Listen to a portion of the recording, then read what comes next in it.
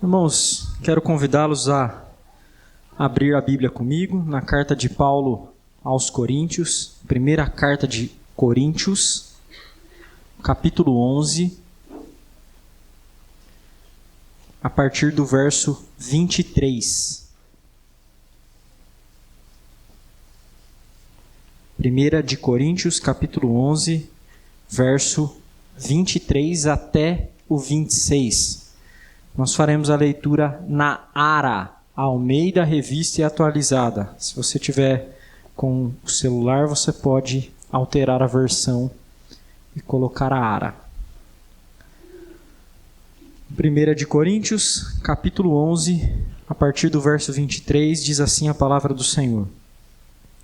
Porque eu recebi do Senhor o que também vos entreguei, que o Senhor Jesus, na noite em que foi traído, tomou o pão e, tendo dado graças, o partiu e disse: Isto é o meu corpo, que é dado por vós. Fazei isto em memória de mim. Por semelhante modo, depois de haver ceado, tomou também o cálice, dizendo: Este cálice é a nova aliança no meu sangue. Fazei isto todas as vezes que o beberdes em memória de mim. Porque todas as vezes que comerdes este pão e beberdes o cálice, anunciais a morte do Senhor até que ele venha. Até aqui, a leitura da palavra de Deus. Vamos orar mais uma vez, meus irmãos. Ó Senhor, nós estamos aqui reunidos em resposta ao teu chamado. Nós carecemos de ouvir a tua palavra, Senhor, sendo pregada com fidelidade, a fim de que ela cure o nosso coração ou o fira. Nós sabemos que tu és Deus bendito e benfeitor da nossa alma, que por vezes fere o nosso coração para depois ser a cura. Fere porque não poucas vezes o nosso coração já está adoentado. Nós sabemos, Senhor, que esse texto, que é bastante conhecido, carece de explicação, mas mais do que isso, Senhor, apresenta-nos um alimento que veio do céu. E esse alimento tem sido confortante para a nossa alma. Por isso nos instrui nesta noite, Senhor, para que amemos mais a mesa de Cristo. Abençoa-nos, Senhor, para que encontremos deleite no pão e no vinho. Abençoa-nos, Senhor, para que a nossa participação na ceia não seja vazia, mas seja cheia de significados e seja realmente e espiritualmente um alimento para a nossa alma. Ó Deus bendito, nós rogamos que mais uma vez o Senhor confronte o nosso coração, mas que também o Senhor console-os. Que o Senhor haja no nosso meio nesta noite. Nós oramos em nome de Cristo Jesus. Amém. Meus irmãos, acredito que nessa altura do campeonato todos nós já tomamos conhecimento que o mito da televisão brasileira faleceu, Silvio Santos. Eu brinquei com um casal de amigos dizendo que os eternos começaram a morrer. Primeiro foi a Rainha Elizabeth e agora o Silvio Santos, já com mais de 90 anos. Silvio morreu ontem no hospital israelita Albert Einstein. Ele certamente era um comunicador brilhante. Aqueles mais antigos devem se lembrar dele por bastante tempo com mais nostalgia. Mas ele era um comunicador tão importante que certamente não demorará muito para que se faça alguma cerimônia em homenagem ao Silvio Santos. Talvez já estejam planejando fazer um memorial para ele no SBT ou até em outros canais de televisão. Isso é muito comum, pessoas importantes recebem homenagem pós-morte. Às vezes também se faz um memorial, uma estátua, uma grande pedra com dizeres da pessoa, com o nome dela, coisa do tipo. Mas, irmãos, diferente de todas as pessoas que morreram, de todas, Cristo não esperou morrer para que ele mesmo instituísse um memorial em seu favor. Ele mesmo fez isso antes que ele morresse. E o memorial que Cristo estabeleceu é certamente mais do que um memorial. E isso deveria estar na nossa consciência pela simples razão dele ter feito o estabelecimento desse sacramento, dessa ordenança antes de morrer. Não ter deixado que outros o fizessem no lugar dele. Este sacramento, a ceia, que é o memorial daquilo que Cristo fez e de quem ele é, não trata-se apenas de uma lembrança dolorida de sua morte, mas também de uma lembrança vibrante dos efeitos de sua obra. É isso que Paulo fala nesse texto, ou nesses pequenos versos que nós acabamos de ler. Na semana passada nós começamos uma série, na verdade uma minissérie de 3 mensagens. A série se chama A Ceia do Senhor, a Palavra Eterna no Partir do Pão. Nós vimos na semana passada algo sobre os convidados da ceia. Quem são aqueles que são chamados, são convidados para participarem e como eles devem participar dessa ceia. Mas hoje, deixando de lado o aspecto que se relaciona aos convidados, nós vamos falar dos componentes da ceia. O que tem na ceia? O que significa os elementos que estão presentes na ceia do Senhor? É disso que os versos de 23 a 26 de 1 Coríntios capítulo 11 nos apresenta. Esses 2 símbolos bastante conhecidos por nós, o pão e o vinho, precisam certamente ser compreendidos corretamente. E há, meus irmãos, pelo menos 3 verdades que merecem ser destacadas nesse texto acerca da ceia e acerca dos elementos. A primeira delas, nos versos 23 e 24, é que o pão de Deus satisfaz a nossa alma. Essa é a primeira verdade. O pão de Deus satisfaz a nossa alma. O pão é o primeiro componente, o primeiro elemento da ceia mencionado pelo apóstolo Paulo. No Antigo Testamento, como nós vimos na liturgia, Deus havia dado o maná para o seu povo. O maná era um símbolo do verdadeiro pão do céu que desceria e que saciaria a alma. O Senhor Jesus, lá no Evangelho de João, diz: eu sou o pão vivo que desceu do céu. Se referindo então ao maná, Jesus diz que ele é o verdadeiro pão e o maná era apenas um símbolo. E é exatamente por isso que Paulo começa falando acerca da instituição antes de falar do elemento. Ele quer deixar claro para os irmãos da cidade de Corinto e para todos os seus leitores posteriores, nos séculos vindouros, que esse sacramento, essa ordenança é estabelecida por ninguém mais que o próprio Senhor Jesus Cristo. Paulo diz: eu recebi do Senhor o que também vos entreguei. Há uma ênfase dada pelo apóstolo Paulo de que a ceia foi implementada pelo Senhor. Paulo diz que entregou essa tradição aos irmãos, mas ele mesmo havia recebido de Cristo. Nós não sabemos, irmãos, e o texto não nos esclarece exatamente como Paulo teria recebido essa ordenança do próprio Cristo. Nós sabemos que Paulo não estava na última ceia com os outros apóstolos, nem mesmo ele ainda era um convertido. Mas o texto não obriga a interpretação de que Paulo recebeu essa tradição, a ceia do Senhor por alguma revelação extraordinária, como se o próprio Cristo tivesse aparecido para ele. Na verdade, na mentalidade bíblica, receber uma tradição que foi implementada pelo próprio Senhor é a mesma coisa que receber do próprio Cristo. A ponto de que é justo dizer que mesmo no cumprimento da ceia hoje, nós recebemos isso do próprio Senhor Jesus Cristo, como Paulo também recebeu. A ceia é instituída por Cristo, diz respeito a quem ele é e ao que ele fez. Paulo começa dizendo isso porque ele quer que os seus leitores tomem conhecimento de que Cristo é central na ceia. Ele a instituiu e a ceia é sobre ele e sobre o que ele fez. Esses 2 elementos que são presentes na ceia, então serão explicados pelo apóstolo Paulo, ou a forma com que eles devem ser compreendidos está presente no texto. O pão e o vinho representam aspectos diferentes da obra de Cristo, mas a obra de Cristo é uma só.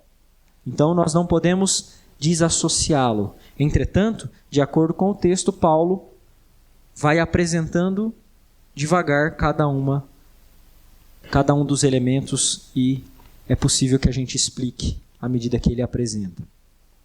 O pão, meus irmãos, aqui mencionado pelo apóstolo Paulo, foi partido pelo Senhor Jesus Cristo na noite em que ele foi traído. Paulo quer que os seus leitores tomem conhecimento, então, de que Jesus estava prestes a morrer porque foi traído e estava partindo o pão. Note o que o texto diz. O Senhor Jesus, na noite em que foi traído, tomou o pão e, tendo dado graças, o partiu e disse: isto é o meu corpo que é dado por vós. O pão simboliza nada mais do que a morte de Cristo em nosso favor. O meu corpo dado por vós. Isto é, ele partiu e disse: o meu corpo dado por vós. Então, quando nós estamos diante da ceia, irmãos, nós olhamos o pão sendo partido, nós devemos nos lembrar de que o corpo dele precisou ser partido por causa dos nossos pecados. O pão usado na ceia, aqui mencionado por Paulo, não era necessariamente o pão sem fermento. Tem gente que acha assim, a ceia precisa ser celebrada com pão sem fermento. Não necessariamente. A ceia substitui a Páscoa, ela não é a Páscoa. Nós temos notícia de que já no primeiro século, a ceia era celebrada com um pão comum, pão fermentado. O símbolo era o pão. Se ele era fermentado ou não fermentado, isso era indiferente. Nós podemos celebrar a ceia com um pão sem fermento? Podemos, mas não é uma obrigação. O símbolo é o pão. E isso é cumprido nas igrejas reformadas. O pão, meus irmãos, que está diante dos nossos olhos, é por isso que o ministro, quando celebra a ceia, levanta o pão, é um símbolo visível de que o corpo de Cristo foi partido ao meio. Ao ver o pão, nós devemos lembrar de que foi necessário que o seu corpo fosse triturado. E ao nos lembrar disso, nós devemos lembrar o quão pecadores nós somos, a ponto de Cristo ter recebido em nosso lugar. O pão foi partido por vós, diz ele, um juízo muito severo.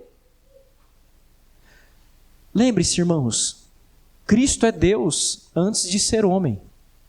Ele precisou então assumir uma natureza humana, e se isso não bastasse, se isso já não fosse uma humilhação grande demais, então ele precisou oferecer o seu próprio corpo para ser crucificado. Então, quando nós presenciamos o pão sendo partido na ceia, isso deve mexer com os nossos afetos. Não pode ser uma cerimônia meramente religiosa. A ceia é um momento singular, porque a verdade do Evangelho está sendo expressa visivelmente em símbolos. O pão é partido, e isso tem que evocar sentimento naqueles que participam dessa mesa, e até daqueles que desejam participar, mas ainda não participam. E há, irmãos, dois sentimentos que não podem ser esquecidos e que devem ser evocados, e os nossos afetos precisam ser orientados para esses sentimentos quando nós vemos o pão sendo partido. O primeiro é tristeza. Tristeza porque Cristo precisou ser partido por causa dos nossos pecados. E veja, não só os pecados que nós cometemos antes da conversão, cada um de nós chega aqui na noite de ceia, trazendo os pecados da semana e do dia. E como não olhar para aquele pão partido, que simboliza o corpo do nosso Senhor partido, e não se entristecer pelos pecados quais Ele morreu para pagar? Pecados que ainda persistem em nós. Algumas pessoas acham que participam da mesa do Senhor porque elas são santas o suficiente. Não, irmãos, não somos e não seremos santos o suficiente jamais. O pão é partido porque nós precisamos ser lembrados dos efeitos da obra de Cristo e porque nós precisamos dos efeitos da obra de Cristo ainda hoje. Não foi só quando nós fomos convertidos e regenerados. Ainda hoje nós precisamos do efeito da obra de Cristo e por isso nós precisamos ser constantemente lembrados. Logo, o pão da ceia é servido então àqueles que são quebrantados, quebrados, pobres de espírito. Aqueles que se sentem insaciáveis e precisam ser alimentados de algo que sacia. Esse pão alimenta a nossa alma, irmãos. O cristão maduro participa dos efeitos da obra de Cristo ao ser nutrido do pão. Ele recebe o pão físico, mas pela fé ele está recebendo uma nutrição espiritual, que é o que sacia e o fortalece para continuar lutando contra os pecados, pelo qual o Senhor entregou o seu corpo para ser partido em nosso lugar.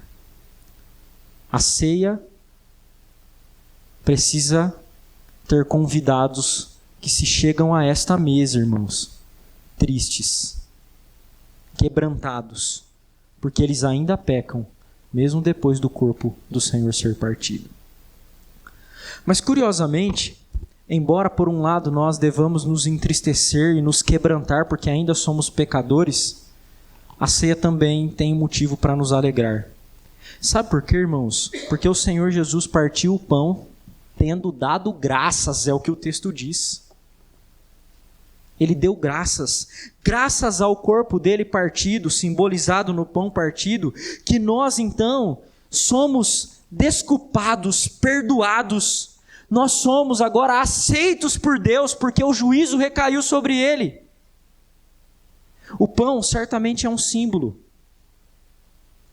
Mas quando nós participamos do símbolo, os verdadeiros crentes também participam dos significados. Então eles ficam tristes e ficam alegres ao mesmo tempo. Talvez você ache difícil nutrir esses dois sentimentos ao mesmo tempo na ceia. Mas, irmãos, eu não inventei isso. Isso não é coisa da minha cabeça. Em primeiro lugar, a própria natureza da ceia, que é a lembrança de que Cristo morreu pelos nossos pecados, já evoca esses dois sentimentos. De tristeza porque ele precisou morrer por causa dos nossos pecados e eu ainda cometo pecados. De alegria porque ele morreu em nosso lugar, satisfazendo a ira de Deus, qual eu não poderia fazer. Além disso, os nossos irmãos do passado, os puritanos ingleses, diziam que nós devemos nos preparar de coração para participar da mesa do Senhor. E esses dois sentimentos devem estar envolvidos, porque se os nossos afetos não estiverem orientados para participar dessa mesa, ela facilmente se torna um ritual vazio para nós. Irmãos, nós nos achegamos a essa mesa cheios de pecado. E por isso devemos estar tristes.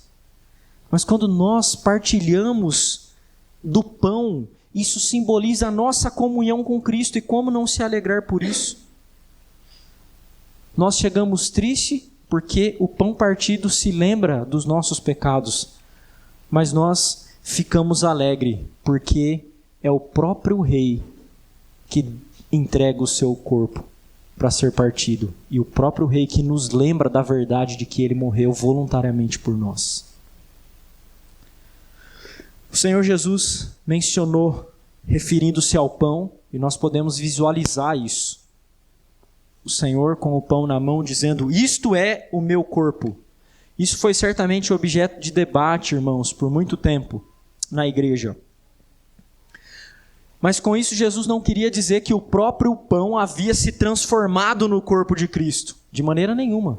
O Senhor estava dizendo que o pão simbolizava o corpo de Cristo. E se ele simbolizava, é necessário compreender se o que é significado ou o que é simbolizado acompanha isso. E claro que acompanha. O Senhor estava, na verdade, mostrando que ao nos nutrirmos do pão, que era meramente um símbolo, uma graça espiritual estava sendo recebida por nós. O pão, então, não é o corpo de Cristo literalmente. E nem está com o corpo de Cristo literalmente. O pão é o pão, apenas o pão. Mas ele é um símbolo do corpo de Cristo. Até porque, irmãos, embora Cristo seja Deus, ele é homem. E como homem, ele tem um corpo humano, mesmo depois de ressurreto. E esse corpo humano, por ser humano, não pode estar em todos os lugares ao mesmo tempo. Logo, o pão sempre permanece pão. Ele não se transforma no corpo de Cristo. Mas aquele que pela fé toma o elemento é nutrido espiritualmente do próprio Cristo no mesmo instante que coloca o pão na boca. Você não sente nada mágico com isso, mas pela fé você é nutrido tanto do símbolo quanto do significado. O Senhor ainda disse no texto, no verso 24, ele está sendo citado por Paulo, que os cristãos devem fazer isso sempre em memória dele. É assim que o verso 24 termina, fazer isto em memória de mim. A ideia de fazer memória aqui, irmãos, em memória, é que nos lembremos daquilo que Cristo fez. Nós precisamos nos lembrar de não nos esquecermos da obra de Cristo. E por que ele quer que a gente se lembre disso? Porque a gente esquece. É por isso que ele quer que a gente se lembre. E nós não podemos esquecer. Irmãos, curiosamente, diferente do batismo, que é realizado uma vez só, a ceia é realizada com frequência. Nós participamos do batismo apenas uma vez, mas da ceia participamos com frequência. O Novo Testamento não determina a frequência em que a ceia deve ser realizada. O texto do apóstolo Paulo parece sugerir que talvez a ceia devesse ser realizada com bastante regularidade, talvez uma vez por semana. Talvez em todos os domingos, em todo o dia que é o dia do Senhor. Mas nós não sabemos ao certo se era exatamente assim que acontece. A verdade é que a Escritura não ordena a frequência da ceia. Mas ainda assim, ordena que a ceia seja feita repetidas vezes, porque nós não podemos nos esquecer. Nós precisamos ser lembrados daquilo que Cristo fez. E por que Deus quer nos lembrar disso? Porque nós esquecemos, irmãos, mas mais do que isso. Porque nós ainda cometemos pecados. E nós temos a leve tendência de tentar corrigir pecados, que são erros do coração, com outras coisas que não o Evangelho, e não dá certo. É por isso que a gente precisa ser lembrado visivelmente daquilo que Cristo fez. Porque nós não conseguimos atender às exigências de Deus, irmãos. Deus sempre quer que a gente chegue à mesa do Senhor quebrado. Ele sempre quer. Nós não somos perfeitos, nós somos quebradores da lei. E nós precisamos ser lembrados que alguém precisou morrer em nosso lugar. E que isso é suficiente. Mas a gente não chega na mesa do Senhor por mérito. Nós precisamos de graça e misericórdia todo dia. E o pão da ceia é uma lembrança disso. A gente participa dele por graça. Essa verdade não é esquecida quando nós celebramos a ceia com a frequência necessária, com uma boa frequência. Mas não é apenas o pão que é um alimento da mesa do Senhor. Não é apenas o pão que sacia a alma, que é um elemento. Na verdade, o verso 25 nos apresenta o segundo elemento da ceia, que mostra também, irmãos, a segunda verdade. O vinho de Deus alegra a nossa alma. Essa é a segunda verdade. A primeira verdade é que o pão de Deus sacia a nossa alma, satisfaz a nossa alma. Mas a segunda é que o vinho de Deus alegra a nossa alma. Eu preciso lembrá-los, mais uma vez, de que pão e vinho são símbolos distintos da mesma obra de Cristo. Logo, eles devem ser considerados como uma unidade. Não podemos dividir isso. Não podemos sequer oferecer à igreja o pão e reter o vinho. Não podemos. Porque ambos são os símbolos da comunhão cristã e ambos devem ser dados à igreja. Ambos devem ser oferecidos a todos os membros do povo de Deus. Porque formam uma unidade, mesmo que sejam elementos que simbolizam coisas distintas. Ambos, o pão e o vinho, estão calcados, fundamentados no Evangelho, que é a mesma obra de Jesus Cristo. O texto nos diz, no verso 25, o seguinte: por semelhante modo, depois de haver ceado, tomou também o cálice. O cálice, irmãos, é uma referência clara ao vinho que era uma bebida comum da época. Na Escritura, o cálice às vezes é usado não só no sentido positivo como aqui. Às vezes ele é usado no sentido negativo. Se refere ao cálice da ira de Deus. Jesus tomou o cálice da ira de Deus. Mas na ceia, o cálice, o vinho, não pode representar a ira. Porque Cristo já tomou o cálice da ira. O vinho da ceia representa a alegria. E esse é outro sentido em que o cálice e o vinho são apresentados na Escritura.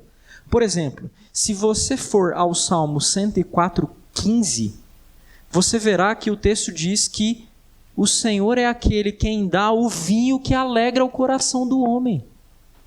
O Senhor é aquele que dá o vinho que alegra o coração do homem.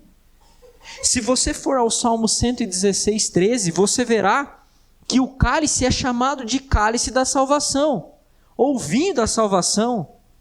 Esse é o cálice da ceia, o cálice da salvação, o cálice que alegra o coração. Diferente do pão, irmãos, Jesus não se referiu ao vinho como sendo o corpo, mas como sendo o seu sangue. E o seu sangue, diz ele no texto, ainda no verso 25, este é o cálice da nova aliança no meu sangue. Com isso, o Senhor Jesus queria nos ensinar que não trata-se de uma nova aliança apenas, trata-se de uma nova administração da mesma aliança. Esta é a nova aliança. No Antigo Testamento, o ritual sangrento de perdão de pecados, e sem derramamento de sangue não há remissão de pecados. Os crentes deveriam levar os cordeirinhos ao sacerdote, e o sacerdote degolaria o cordeirinho e o sangue jorraria. E eles precisavam repetir esse evento por várias vezes, como um símbolo do perdão do pecado. Mas a gente não precisa mais fazer isso, porque o sangue de Cristo é mais valioso do que de todos os animais, de todos os homens e de todo aquele que sangra junto. Por isso, esse sangue foi derramado uma única vez para selar a remissão dos pecados. O vinho, então, é um símbolo que lembra o sangue de Cristo. Lembra e, às vezes, desce queimando. Porque não é apenas a cor, irmãos, que é a referência, mas o gosto também. Calvino, por exemplo, diria que a ceia poderia ser realizada até mesmo com vinho branco. Não é apenas a cor, mas o processo de fermentação do vinho. Os milagres de Jesus. Jesus é aquele que transformou água em vinho. Aquele que dá o seu próprio sangue. E é por isso que tomar algo que desce queimando, às vezes nos lembra de quanto foi doloroso para ele. Mas mesmo que foi doloroso para ele, é alegria para nós. É por isso que o vinho é descrito na Escritura como alegrando a alma.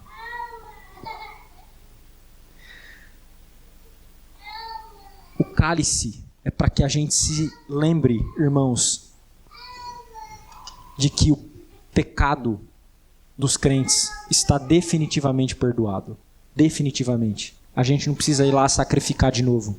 Por isso, é uma blasfema quando se diz que a ceia é um ritual expiatório. É uma blasfema quando se fala que Cristo é de novo sacrificado na ceia. Isso é mentira, e é uma mentira diabólica.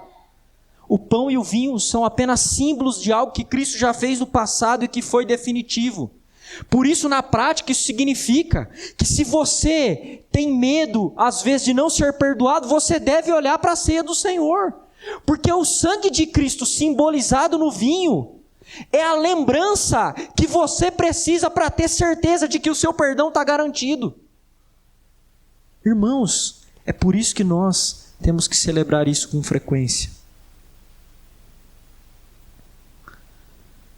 Do mesmo jeito como o Senhor, e o apóstolo Paulo, mencionando aqui o Senhor, falou sobre o pão, que isso deve ser feito em memória dele, também é dito acerca do cálice. Fazer isso todas as vezes que o beberdes em memória de mim. Então, se você lembra do pão partido, que é o corpo de Cristo sendo partido por causa dos seus pecados, você também se lembra de que ele sangrou para perdoar os seus pecados. O cálice é a lembrança de que nós somos perdoados. E a gente precisa ser lembrado disso com frequência, porque também nós nos esquecemos que nós chegamos à ceia do Senhor não sem pecado. Irmãos, às vezes tem pessoas que têm uma visão muito alta de si mesmas. Ela não reconhece a gravidade dos seus pecados e nem a intensidade deles. Mas a ceia do Senhor é uma lembrança de que todos nós somos pecadores. O homem mais santo que andou sobre essa terra, tirando Jesus, seja Paulo, seja algum homem de alguma biografia que você leu. Eu particularmente me lembro muito de Jonathan Edwards, que era considerado um homem muito piedoso, Joe Owen, um puritano do século XVII, David Brainerd, que foi um missionário entre os indígenas que morreu com 25 anos, John Paton e tantos outros que podem ser lembrados pela sua piedade. Ainda assim, esses homens eram homens miseráveis que precisavam ser lembrados de que eles são chamados à mesa do Senhor por graça e misericórdia e precisam ser perdoados. Irmãos, Cristo não sangrou e o vinho não simboliza o sangue de Cristo porque a gente é bonzinho. Não, é porque a gente é mau. Mas olha só, o vinho da ceia tem o propósito de alegrar o nosso coração. Ele tem o propósito de alegrar, porque é a certeza do perdão. O vinho da ceia, como disse o salmista, é o cálice da salvação. Como disse o salmista, ele alegra o coração do homem. Você consegue entender por que o vinho é o símbolo apropriado? Porque o vinho é feito em festa e a ceia é uma festa. Uma festa na qual a gente chega triste, mas vai embora feliz. A gente vem abatido. E a gente é lembrado durante a ceia, especialmente no começo dela, de que nós somos ainda pecadores. Mas a gente é lembrado de que nós somos perdoados. Nós participamos e chegamos a essa festa tristes, mas a gente sai dela feliz. A gente sai dela alegre. O pão de Deus, irmão, satisfaz a nossa alma e o vinho alegra a nossa alma. Mas no verso 26, o apóstolo Paulo dá mais uma lição sobre o pão e o vinho. E basicamente Paulo diz que o pão e o vinho devem permanecer até que Cristo retorne. Essa é a terceira lição do apóstolo. O pão e o vinho devem permanecer até que Cristo retorne. Nós já apresentamos algumas razões, até de maneira repetitiva, porque a ceia deve ser celebrada continuamente. Nós precisamos nos lembrar, isso foi dito. Mas agora Paulo faz uma nova afirmação. Paulo diz que quando a ceia é celebrada e nós participamos dela, nós então estamos anunciando a morte do Senhor até que ele venha. Em outras palavras, irmãos, a ceia para Paulo é uma proclamação da obra de Cristo. Por isso, se nós temos a obrigação cristã de continuar anunciando a Cristo ao mundo, enquanto isso for a obrigação, a ceia também é nossa obrigação. Nós devemos celebrar esse sacramento até que ele volte. Nós já temos conhecimento de igrejas que deixaram de celebrar a ceia. Já temos. Mas os verdadeiros crentes querem e desejam estar na mesa do rei. E mais do que isso, eles querem continuar anunciando que esse Redentor, cujo corpo foi partido ao meio, que sangrou, ele vai retornar e retornar em glória. A ceia, então, é um anúncio da graça de Deus, um anúncio do sacrifício vicário, isto é, um anúncio do sacrifício substitutivo de Cristo. É um anúncio, irmãos, de que pecados podem ser perdoados por causa de Cristo e só por causa dele. A ceia é o evangelho sendo encenado. É por isso que celebrar e participar da ceia é anunciar o evangelho. A ceia não é só um memorial, embora realmente ela seja um memorial. Ela não é apenas uma representação visível, mas ela é uma representação visível de uma graça real, que é a comunhão cristã. Por quê? isso é dito, irmãos? Lembre-se que Jesus, na oração sacerdotal, prestes a ir para a cruz, ele orou dizendo: Pai, que eles sejam um, como eu e o Senhor somos um. Ele diz isso lá em João 17. Porque se eles forem um, o mundo saberá que o Pai me enviou. A comunhão da igreja é um anúncio de que Cristo foi enviado. É por isso que a ceia, ela simboliza uma graça real, que também diz respeito à nossa comunhão com Cristo e à comunhão que temos uns com os outros. Eu sei que um novo cristão que ainda não fez a sua profissão de fé, que está chegando na igreja e que não pode participar da ceia e realmente não deve participar dela, quando ele vê as pessoas participando da ceia, ele fica ansioso, ele quer que chegue o momento dele. E se você é um novo convertido, eu quero dizer que você tem que ansiar mesmo. Você tem que ter ansiedade de participar dessa mesa, porque não é só pão e vinho. É uma graça visível de uma graça invisível participar dessa mesa. Nós não devemos apressar aqueles que ainda não podem participar, mas a gente também não deve restringir muito tempo que eles fiquem longe. Mas eles precisam entender primeiro a seriedade da ceia para depois participar dela, porque a ceia é o selo da comunhão com Cristo e uns com os outros. Então, até que ele entenda isso, ele não pode participar. Mas, além disso, tem outras pessoas que não podem participar da ceia. São aqueles que são disciplinados e que, porque vivem no pecado, têm a comunhão quebrada com Cristo e com a igreja. Irmãos, a ceia não pode ser celebrada se você tem comunhão com a igreja e não com Cristo. Nem se você tem comunhão com Cristo e não com a igreja. Porque não ter comunhão com a igreja e dizer que tem comunhão com Cristo é não entender o Evangelho. Do mesmo modo, o contrário disso. Mas as pessoas disciplinadas, então, elas são afastadas da comunhão. Isso significa que elas não devem participar da ceia. Elas devem se abster, ou elas devem ser obrigadas a se abster.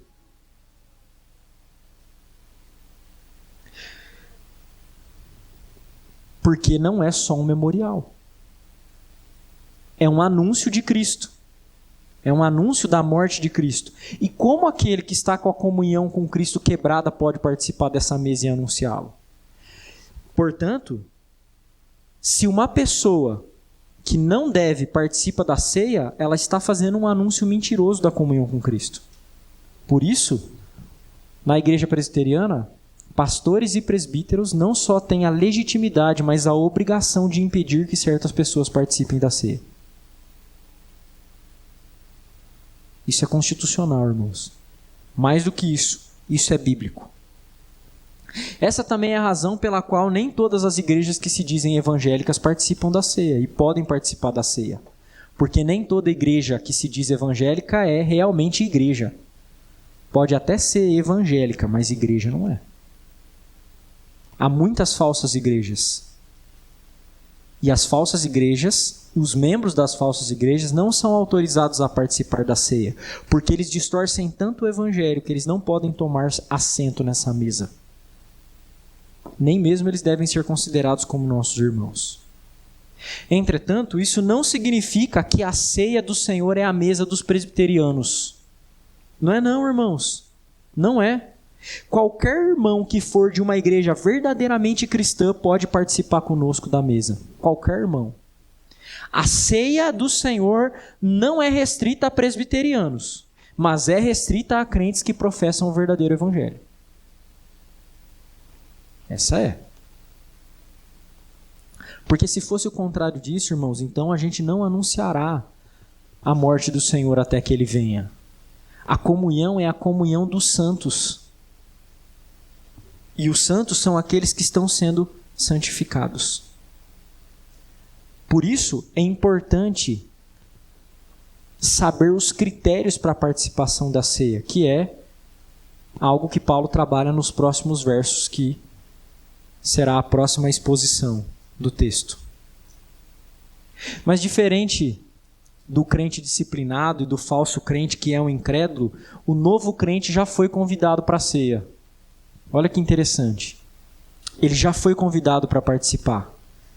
Ele apenas está se preparando para participar dela. Porque ela não é só um memorial. Ele vai estar na presença do rei. E quando a gente quer estar na presença do rei, na mesa com o rei, a gente se prepara para isso.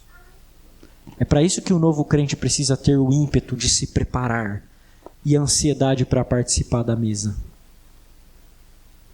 Ele deve participar como um crente fiel da festa daqueles que vêm tristes, mas vão embora felizes. E para isso ele precisa se preparar. Irmãos, a festa de Cristo, a ceia de Cristo não é um memorial igual àqueles que fazem por aí quando alguém morre. Eu comecei falando para vocês acerca da morte do Silvio Santos e que provavelmente farão uma homenagem para ele. Mas se essa homenagem acontecer, como acontece para todos os outros astros que morrem, o Silvio não vai estar presente. Não vai. Mas Cristo está real e espiritualmente presente na ceia. Sabe por quê? Porque a morte não pôde detê-lo. A mesa do Senhor não é a mesa de um morto, é a mesa de alguém que morreu, mas que ainda vive. Por isso não é só um memorial. Memorial a gente só faz para quem morreu, mas para quem ressuscitou a gente faz mais. A gente faz tanto um memorial quanto uma festa de celebração. Isso é a ceia do Senhor. E a gente não pode se esquecer disso. É por isso que há uma ênfase para a gente se lembrar. Vamos orar. Ó Senhor, nós te bendizemos, te louvamos, porque sabemos que quando estamos na tua presença, o Senhor está aqui conosco. Nós te louvamos, ó Rei bendito, Cristo, amado da nossa alma, porque quando tu nos convidas à tua mesa, o Senhor está conosco. O Senhor nos nutre de si mesmo. Nós somos nutridos espiritualmente do Senhor. Essa é uma nutrição mística, Senhor, nós sabemos, mas que satisfaz a nossa alma, que alegra o nosso coração. Ó Deus, nós rogamos que o Senhor ajude-nos a sermos zelosos na participação da tua mesa. Que o teu bom nome seja exaltado, Senhor, quando nós participamos dela, a fim de que a nossa reunião na ceia seja realmente um anúncio da sua obra até que o Senhor retorne. E que o nosso coração não veja a hora, Senhor, de experimentar uma festa eterna, mais do que essa festa que é um antegozo da eternidade que o Senhor nos dá. Ó Senhor, nós queremos ter a expectativa, a esperança e o desejo de estar na tua mesa para sempre, não só de vez em quando. Que o teu bom nome seja exaltado, Senhor, porque tu és o pão que nos sacia e o vinho que nos alegra. Nós te louvamos, em nome de Cristo Jesus. Amém.